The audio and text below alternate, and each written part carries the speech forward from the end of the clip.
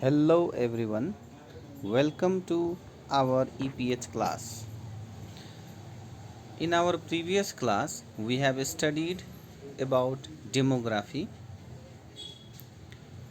and various forms of population measurement, and in this chapter we have studied how we collect the population statistics and what are the demographic components, processes and measures. And today we are going to study the vital registration system. Before that, let me explain this in Nepali. त्योभन्दा पहिला अलिकति background लिउँ। Vital registration system भनेको पनि primary source of population related data हो। भन्नुको अर्थ एउटा देशले, एउटा सरकारले, एउटा समुदायमा भएको अब अफिस या कार्यालयले भनौँ न, त्यस ठाउँको पपुलेसनको विवरण कसरी राख्छ त, कसरी कलेक्ट गर्छ त। यो ठाउँमा यति यतिजना बस्छन्, यति यतिजना बसाइ सरे, यतिजना जन्मिए, यतिजनाको मृत्यु भयो, यतिजनाको बिहे भयो, यतिजनाको एज यति भयो, यो वर्ण, यो जाति, यो लिङ्ग, विभिन्न प्रकारका चाहिँ समुदायहरू कसरी के यो आइडियाजहरू कलेक्सन कसरी गर्ने त भन्दा पहिलो त भयो हामीले पढेको सेन्सस भयो। सेन्सस प्रत्येक 10 वर्षमा लिइन्छ। सेन्ससमा के हुन्छ, प्रत्येकको घर घरमा गएर चाहिँ उनीहरूको बारेमा विवरणहरू कलेक्ट गरिन्छ भन्ने कुरा हामीले पढ्यो। डिफ्याक्टो र डिजियोर मेथड चाहिँ पपुलर छ। नेपालमा चाहिँ डिजियोर मेथड चाहिँ युज गरिन्छ। पपुलेसन जुन जुन ठाउँमा छ भन्नाले बसाइसराई गरेको पपुलेसन्सहरू पनि छ, उनीहरूको आधारमा चाहिँ उनीहरूसँग डाटा कलेक्ट गर्ने, उनीहरूको ठाउँ ठेगानाहरू उनीहरूबाट कलेक्ट गरेर अनि स्ट्याटिस्टिक्स बनाइन्छ। अब भाइटल रजिस्ट्रेसन सिस्टम भने के हो त भन्दाखेरि सबभन्दा पहिला एउटा इक्जाम्पल दिन चाहन्छु म। भाइटल रजिस्ट्रेसन सिस्टम भनेको तिमीहरूको क्लास 8मै अब तिमीहरूले फर्म भर्यो है, कहिले त 9मा छौ। 8मा फर्म भर्दाखेरि तिमीहरूलाई जन्म दर्ता लिएर आउनु भनेर स्कुलले तिमीहरूलाई भनेको थियो, याद छ? हो। अनि तिमीहरूले जन्म दर्ता चाहिँ तिमीहरूले बुझाउँदाखेरि यसो सर र पढ्यौ पनि होला है। त्यसमा के लेखेको हुन्छ भन्दाखेरि यो जन्म दर्ता भने के हो, रजिस्ट्रेसन क्या। जन्म भनेको बर्थ, दर्ता भनेको रजिस्ट्रेसन। बर्थ रजिस्ट्रेसन चाहिँ तिमीहरूले चाहिँ सर्टिफिकेट त्यहाँ बुझाउनुपर्छ स्कुललाई। यो किन बुझाएको भन्दाखेरि चाहिँ यसबाट रेकर्ड भयो क्या, तिमीहरू जन्मियौ, तिमीहरूको एक्जिस्टेन्स छ। भोलि पर्सि यो जन्म दर्ताको आधारमा तिमीहरूको चाहिँ 8को सर्टिफिकेट, एसई सर्टिफिकेट आउँछ र यसै आधारमा चाहिँ नागरिकता बन्छ।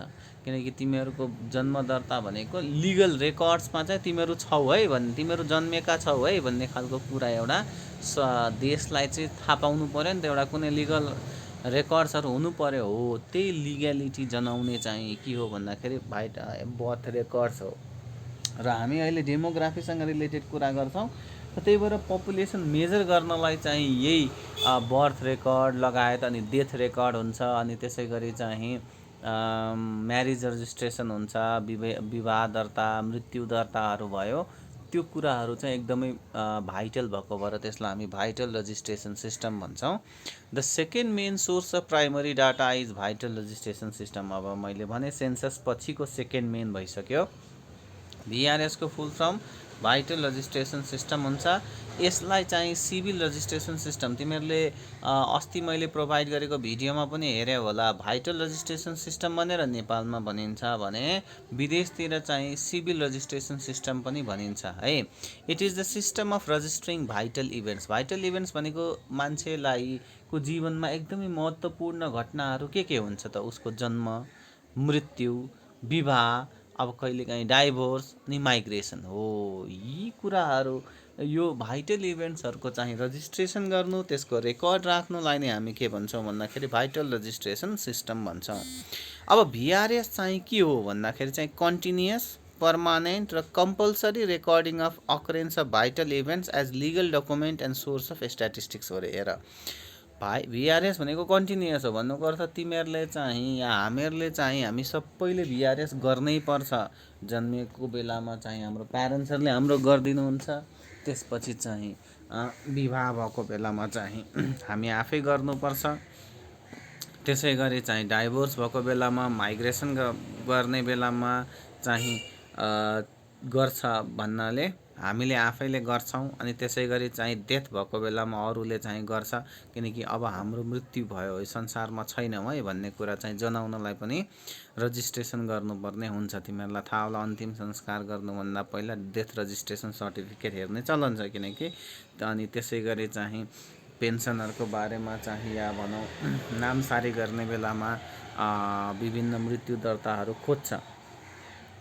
भन्नाले मरेको मान्छेलाई भन्दा पनि सरकारलाई र अरू परिवार आफन्तहरूलाई चाहिँ त्यो कुरा काम लाग्छ, मृत्यु दर्ता पनि।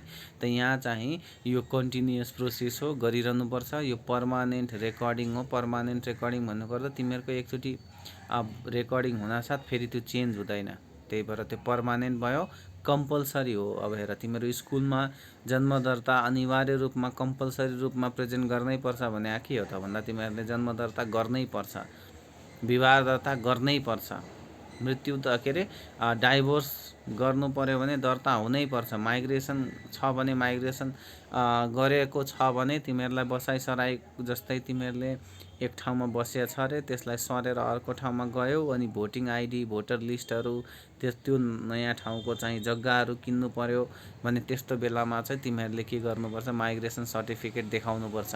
त त्यो कम्पलसरी पनि रेकर्डिङ हो। कसको भन्दा भाइटल इभेन्ट्सहरूको रेकर्डिङ हो, जसलाई लिगल डकुमेन्ट्सको रूपमा युज गरिन्छ र अर्को चाहिँ स्ट्याटिस्टिक्सको सोर्सको रूपमा युज गरिन्छ। मैले भने दुवै खालको इक्जाम्पल दिइसकेको छु।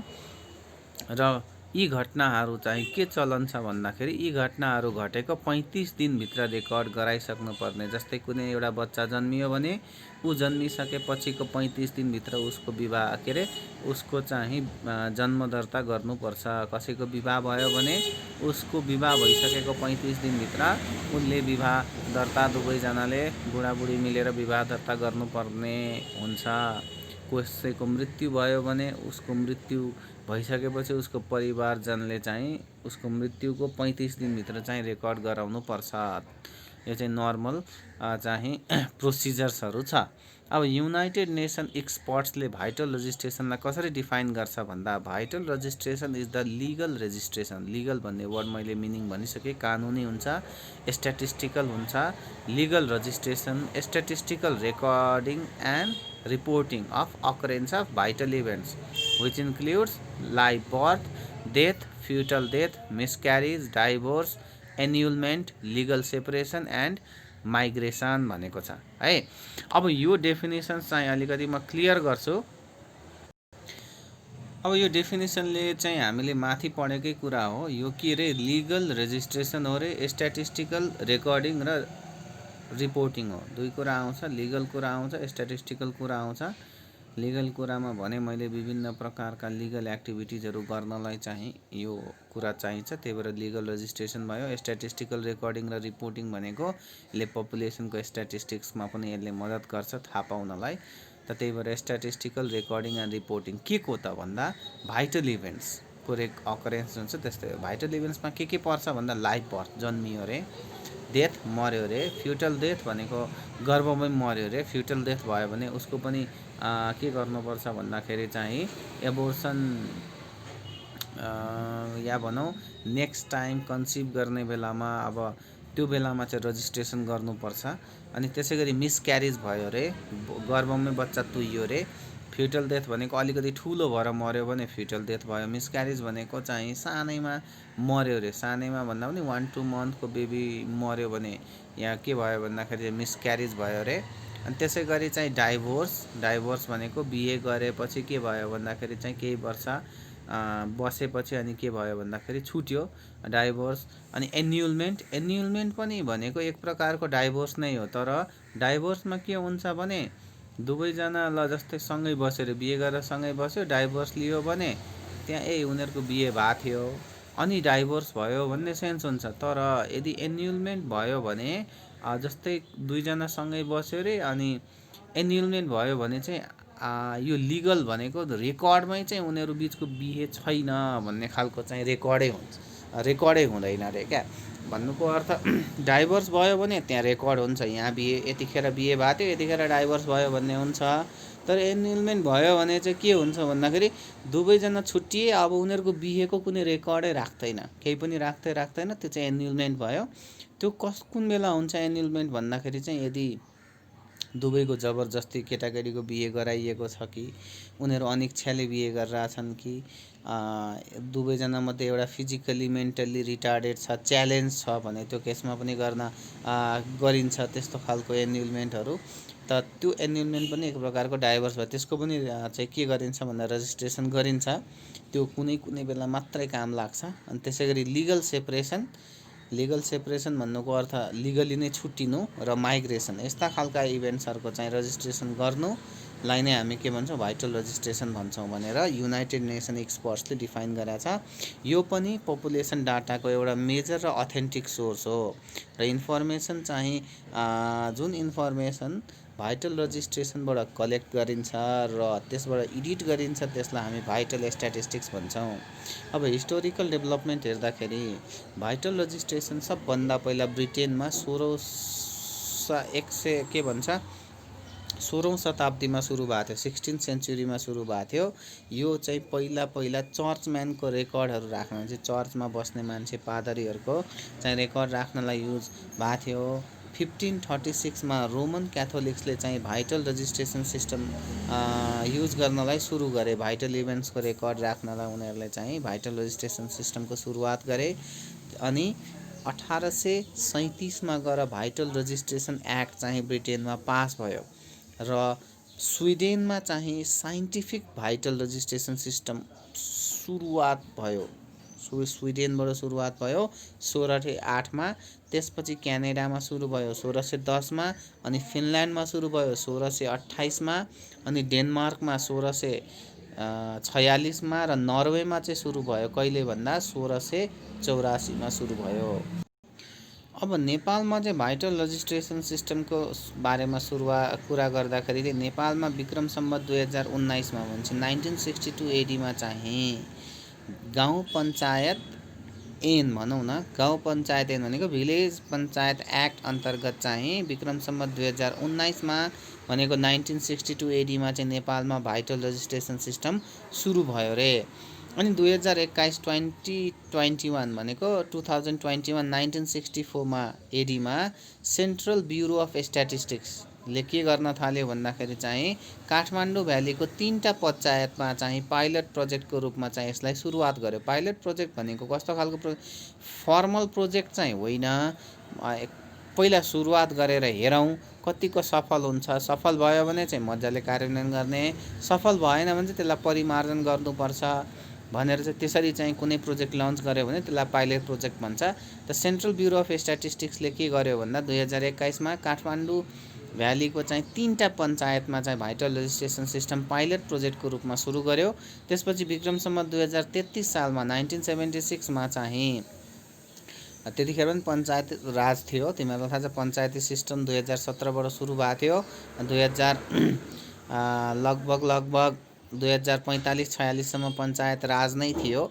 त्यही भएर यहाँ तिमीहरूले सुनिरा पञ्चायतहरू नै नाम सुनिरहेछौ। 2033 सालमा पनि के भयो भन्दाखेरि ministry of home and panchayat भन्नुको अर्थ गृह तथा पञ्चायत चाहिँ मन्त्रालयले के गर्यो भन्दा रजिस्ट्रेसन एक्ट चाहिँ सुरु गर्यो। अनि त्यसै गरी चाहिँ यो अब 10वटा जिल्लामा चाहिँ सुरु गर्यो 2035मा, त्यसलाई बढाएर 2036मा चाहिँ 21वटा जिल्लामा लग्यो। 2037मा गएर चाहिँ 34वटा जिल्लामा यो लागू भयो भने 2038मा गएर चाहिँ 40वटा जिल्लामा यो सिस्टम लागू भयो र 2047सम्म मिनिस्ट्री अफ लोकल डेभलपमेन्ट अन्तर्गत यो 75 जिल्लामा के भयो, यो सुरुवात भयो भनेर चाहिँ बुझ्नुपर्छ। अब भाइटल रजिस्ट्रेसनले कस्तो इन्फर्मेसन नेपालमा कभरेज गर्छ है, हामी नेपालको मात्रै कुरा गर्छौँ। पहिलो birth registration, death registration, marriage registration, divorce registration र माइग्रेसन रजिस्ट्रेसन चाहिँ नेपालमा गराउनुपर्छ।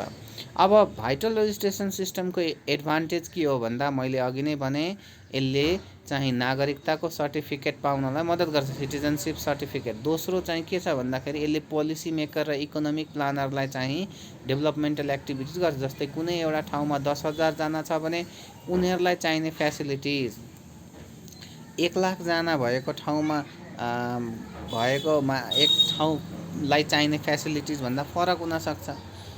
अब पपुलेसन अन्तर्गत नम्बर अफ पपुलेसन मात्रै हामी काउन्ट गर्दैनौँ, त्यसबाट त्यसको एज, सेक्स, त्यसै गरी चाहिँ उनीहरूको जेन्डर, अकुपेसन सबै कुराहरू चाहिँ त्यो रजिस्ट्रेसन सिस्टमबाट थाहा हुन्छ। लोकेसन, माइग्रेसन, डाइभोर्स हो कि होइन, सबै कुराहरू कहिले जन्मियो त्यो कुराहरू सबै थाहा भएर ल यतिजना बच्चा छ, यतिजना बुढा छ, यतिजना यङ छ, यतिजना महिला छन्, यतिजना पुरुष छन्, यो एज हो, यो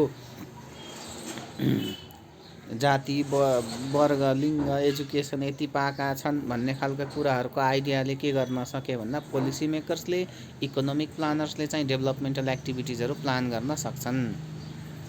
त्यसै गरी कुनै पनि जिल्लामा भएका व्यापक रोगहरू या देशमै भएका रोगहरूलाई चाहिँ उन्मूलन गर्नलाई, उन्मूलन भनेको हटाउनलाई, सधैँको लागि गायब गर्नलाई चाहिँ जुन प्रोग्रामहरू लन्च गर्छ त्यो लन्च गर्नलाई पनि मद्दत पुर्याउँछ। किनकि कुनै जिल्लामा धेरै बच्चा बुच्चीहरू छन् रे भनेपछि बच्चा सम्बन्धी रोग इराडिकेसन प्रोग्राम लानु पर्यो। एकदम कुनै जिल्लामा एकदमै धेरै वृद्धहरू छन्, माइग्रेसन गरेर गएका बसेका या त्यहीँदेखि पुरानो रैथानेहरू छन् भने उनीहरूलाई चाहिँ, त्यसै गरी ओल्ड डिजिज चाहिँ मिनिमाइजेसन प्रोग्रामहरू लन्च गर्नु पर्यो। अनि विभिन्न अब बच्चाहरूलाई पनि खोपै खुवाउनु पर्यो भने एक ठाउँमा एक प्रकारको रोग हुन्छ व्याप्त, अर्को ठाउँमा अर्को प्रकारको रोगहरू व्याप्त हुनसक्छ। त्यो अनुसार चाहिँ प्लानिङ गर्नलाई चाहिँ यसले मद्दत पुर्याउँछ। अब त्यसै गरी यसले अहिलेको पपुलेसन थाहा पाएपछि फ्युचरको पपुलेसन अफ द कन्ट्री पनि थाहा पाउन मद्दत गर्छ। त्यसै गरी भोटर लिस्टलाई अपडेट गर्नलाई पनि मद्दत गर्छ। माइग्रेसन गरेर गयो भने त माइग्रेसन गर्छ, एग्रिमेन्ट हुन्छ, अनि दुवैले थाहा पायो, जानेले थाहा पाउँछ ए यो यहाँ छैन भनेपछि भोटर लिस्ट त्यही अनुसार बनाउने भयो। आउनेले थाहा पाउँछ ए यो यहाँ आएको छ अनि उसलाई त्यही आउने ठाउँमा भोटर लिस्ट बनाउन सक्छ। यी चाहिँ भिआरएसको एडभान्टेज भयो।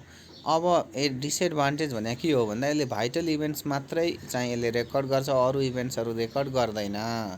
अब उसले हेल्थ रेकर्ड्सहरू गर्दैन, एजुकेसनको रेकर्ड्सहरू राख्दैन, इम्प्लोइमेन्टको रेकर्ड्सहरू राख्दैन। त्यो चाहिँ यसको कमी भयो एउटा। दोस्रो चाहिँ यो एप्रोप्रिएट टाइम र इन्डिभिजुअल्सहरूमा चाहिँ एप्रोप्रिएट टाइममा रेकर्ड गर्दैन। 35 दिनभित्र रेकर्ड गर्नुपर्छ भन्ने नियम छ, त्यही पनि प्रायः मान्छेहरूले गर्दैनन् र जुन बेला चाहिँ रेकर्ड गराउने हो त्यो मान्छेहरू चाहिएको बेलामा चाहिँ एभाइलेबल हुँदैनन्। अब हामीले तेस्रो नम्बरमा चाहिँ जुन पढ्छौँ यो पनि के हो भन्दाखेरि चाहिँ प्राइमरी सोर्स अफ इन्फर्मेसन नै हो पपुलेसनको। त्यो चाहिँ हो स्याम्पल सर्वे। स्याम्पल सर्वे भनेको, स्याम्पल भन्ने कुरा वर्ड बुझौँ है। स्याम्पल भनेको धेरैजनामा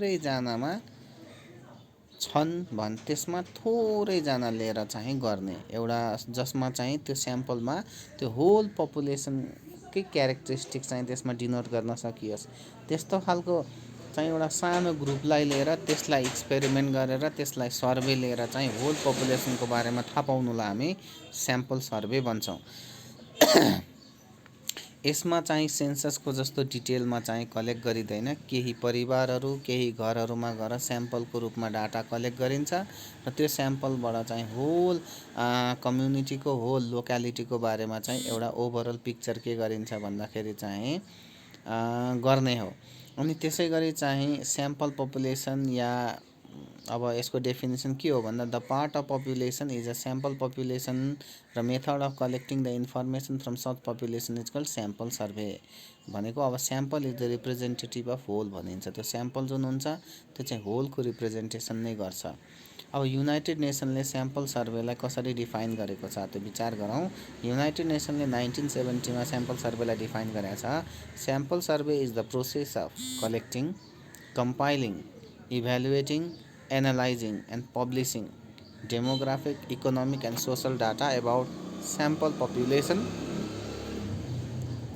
at a specified time that help to conclude the general behavior of entire population of a specific area। हामीले अघि नै पढिसक्यौँ। अब स्पेसिफिक पपुलेसन लिएर त्यसको बारेमा स्टडी, पपुलेसनसँग रिलेटेड स्टडी गर्नुलाई या सर्वे लिनुलाई या कलेक्सन अफ इन्फर्मेसनलाई हामी के भन्छौँ, स्याम्पल सर्वे भन्छौँ। अब हिस्टोरिकल डेभलपमेन्टको बारेमा कुरा गरौँ। 19th सेन्चुरीमा, 19औँ शताब्दीमा चाहिँ ब्रिटेनमा स्याम्पल सर्वे सुरु भएको थियो र 1950 तिर एकदमै पपुलर भयो। चार्ल्स बुथले चाहिँ स्याम्पल सर्वे चाहिँ हेल्थ रिसर्चमा सबभन्दा पहिला चाहिँ इङ्ल्यान्डमा सुरु गरे। 1956मा चाहिँ पपुलेसन रिसर्च सेन्टर चाहिँ युएसएको प्रिन्सटन युनिभर्सिटीमा चाहिँ इस्ट्याब्लिस भयो, जसले डेमोग्राफिक र हेल्थ सर्वे सुरु गर्यो। अफगानिस्तान ल क्याम्बोडियाले के गर्छन् भने सेन्सस युज गर्दैनन् है। पपुलेसनको डाटा कलेक्ट गर्नलाई उनीहरू स्याम्पल सर्वेमा नै डिपेन्डेन्ट छन्। अहिले चाहिँ धेरै कन्ट्रीहरूले चाहिँ स्याम्पल सर्वेमा बढी फोकस गरिरहेछन्। अब नेपालमा स्याम्पल सर्वे चाहिँ 1966 देखि चाहिँ सुरु भयो।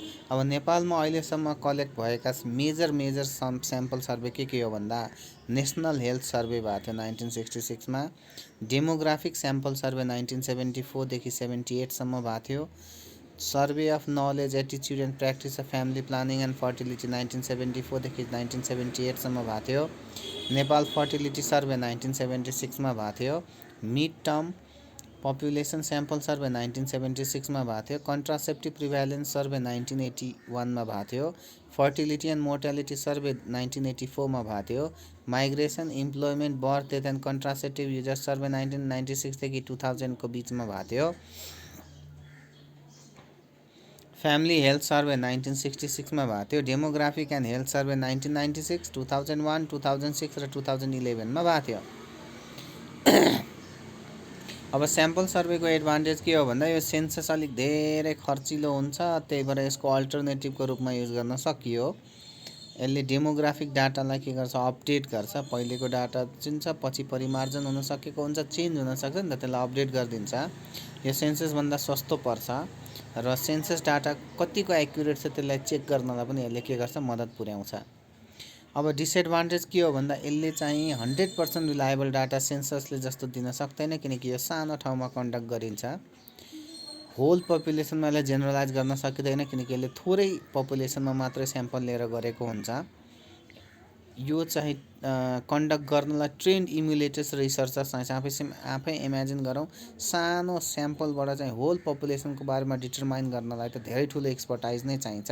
सिम्पल एक्सपर्टाइजले चाहिँ यो हुँदैन। अब चाहिँ स्याम्पल सर्वेपछि हामी एडमिनिस्ट्रेटिभ रेकर्ड्सको बारेमा कुरा गरौँ है। एडमिनिस्ट्रेटिभ रेकर्ड्स भने के हो त भन्दा these are the information on the population collected by the different administrative authorities है। Useful and necessary data are kept as a record in different offices. Some of the administrative records are के हो, एउटा एडमिनिस्ट्रेसनले राख्ने रेकर्ड्सहरू के हो भन्दा पहिला इक्जाम्पलले बुझौँ। List of citizenship, कतिजनाले नागरिकता लिए, नागरिकतामा त डेट अफ बर्थ, ठाउँ, लोकेसन, अनि एज, अनि त्यसै गरी जेन्डर थाहा हुन्छ नि त, त्यो एउटा रेकर्ड भयो। दोस्रो टेलिफोन डाइरेक्टरी हुन्छ, पहिले एकदम पपुलर थियो, अहिले वेबसाइट्सहरूमा टेलिफोन डाइरेक्टरीहरू एभाइलेबल छ नि, त्यसले पनि रेकर्ड राख्छ। भोटर लिस्ट पनि एडमिनिस्ट्रेटिभ रेकर्ड हो, त्यसमा पनि म्याक्सिमम रेकर्डहरू हुन्छ। ट्याक्स प्लेयर लिस्ट हो, कतिजनाले ट्याक्स तिरे उनीहरूको बारेमा पनि विस्तृत विवरण हुन्छ। इलेक्ट्रिसिटी कन्ज्युमर्सहरूको लिस्ट भयो, त्यसबाट पनि पपुलेसनको बारेमा डाटाहरू कलेक्ट गर्न सकिन्छ। स्कुलको स्टुडेन्ट्सहरूको रेकर्ड्सहरू पनि थाहा पाउन सकियो। अब यिनीहरू अहिलेसम्म हामीले चाहिँ प्राइमरी सोर्सेज अफ पपुलेसनको बारेमा स्टडी गरिसक्यौँ। अब अहिले फेरि अब यहाँ सेकेन्डरी सोर्सेसको बारेमा कुरा गरौँ। सेकेन्डरी सोर्सेस भनेको चाहिँ डाइरेक्ट गएर कलेक्ट गर्दैन, कसैले कलेक्ट गरिसकेको कुरालाई फेरि ल्याएर हामीले युज गऱ्यो भने त्यो चाहिँ सेकेन्डरी सोर्सेसहरू भयो। त्यही भएर यसलाई सेकेन्ड ह्यान्ड इन्फर्मेसन पनि भनिन्छ। अब यस्ता सोर्सेसहरूमा के पर्छ भन्दा इन्डिभिजुअल्स, कुनै मान्छेलाई गएर सोध्यो है, डाटा लियो, या अर्गनाइजेसनलाई गएर उसले कलेक्ट गरिसकेको छ, उसकोमा गएर उसले कलेक्ट गरेर डाटा लिएर आयो। इन्स्टिट्युसन्सहरू पनि भयो। रिसर्च बुक्सहरू हो, कुनै रिसर्च बुकमा विभिन्न राइटरहरूले गरेको रिसर्चहरू हुन्छ। राइटर्सहरू मात्रै के भन्ने, रिसर्चर्सहरू, साइन्टिस्टहरू, विभिन्न ठाउँका एक्सपर्ट्सहरूले चाहिँ रिसर्च गरेका हुन्छन्। त्यो डाटाहरू पनि हामीले युज गऱ्यौँ भने त्यो पनि सेकेन्डरी सोर्स भयो। बुकहरूमा डाटाहरू हुन्छ, म्यागजिनमा, जर्नलमा, न्युज पेपरमा, यिनीहरू सब के भयो भन्दाखेरि सेकेन्डरी सोर्सेस भयो। त गाइज आज हामीले चाहिँ प्राइमरी सोर्सेज अफ डाटामा vital registration system, sample survey र एडमिनिस्ट्रेटिभ रेकर्ड्सको बारेमा पढ्यौँ र चाहिँ हामीले सेकेन्डरी सोर्सेसका इक्जाम्पल्सहरू, सेकेन्डरी सोर्सेस भनेको के हो भन्ने खालका कुराहरू आज भिडियोमा कुरा गऱ्यौँ। आशा छ तिमीहरूले यसबाट धेरै इम्पोर्टेन्ट कुराहरू बुझ्यौ। अब म यहाँ क्वेसन्सहरू डिक्टेट गर्न गइरहेको छु, त्यो तिमीहरूले कपी गर्ने अनि यो क्वेसनहरू मलाई गरेर फोटो पठाउने है। फर्स्ट नम्बरको क्वेसन छ, ल लेख। कपी रेडी बनाएर चट्टसँगले मजाले लेख्न टिप्ने है। पढाइ भनेको कुरो त्यतिकै प्यासिभ लर्निङ हुँदैन। यता सुनिरहँदा, बुझिरहँदा, हेरिरहँदा तिमीहरूले पनि बेला बेलामा टिप्नु पऱ्यो, त्यो कुराहरू नोट गर्नु पऱ्यो, दिमागमा खेलाउनु पऱ्यो, अनि बुझिन्छ। ल रेडी भयो होला। 1 नम्बर लेखा। What is vital registration system? Right its advantages and disadvantages. What is vital registration system? Right its advantages and disadvantages. What is sample survey? Name 2 countries who use sample survey for collecting population data instead of census. Name 2 countries who use sample surveys for collection of population data instead of census. Write the advantages and disadvantages of sample surveys. Fourth, what do you mean by administrative records? Give some examples. What do you mean by next? What do you mean by secondary source of data? Give any 10 examples of secondary sources. ल यति क्वेसन्सहरू मजाले practice गर्ने है, अनि यसको यो गरेर मलाई फोटो पठाउने। ल आजलाई यति गरौँ। आशा छ तिमीहरूले धेरै कुरा बुझ्यौ होला। धैर्य भएर हेरेकोमा